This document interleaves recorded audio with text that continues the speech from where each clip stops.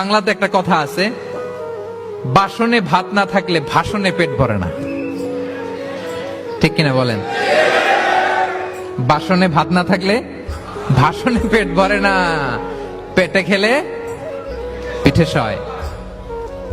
এজন্য আপ্যায়ন করানো, খাওয়ানো এটা এমন একটা টেকনিক, আপনি কাউকে আপ্যায়ন করালে মুহূর্তেই তার মনটা, হৃদয়টা আপনার দিকে ঝুঁকে যাবে। সুবহানাল্লাহ পড়েন। যে আল্লাহ বিশ্বাস করে এবং আখিরাতে বিশ্বাস করে সে যেন তার মেহমানকে সম্মান করে। মেহমান আপ্যায়ন করা সুন্নাহ, এটা সুন্নাহ। সে যেন মেহমানকে আপ্যায়ন করে, সম্মান করে। অনেকে মেহমান আসলে অখুশি হয়, বাসায় মেহমান আসছে, হায় রে কত ঝামেলা, আমাদের রিজিক নিয়ে টানাটানি। সে ভাবে যে তার রিজিকে ভাগ বসাতে মেহমান আসছে। আসলে না, মেহমান আল্লাহর পক্ষ থেকে মেহমানের রিজিক নিয়ে আপনার কাছে আসছে। সে আসার ফলে আপনাদের রিজিকে বরকত হয়ে গিয়েছে।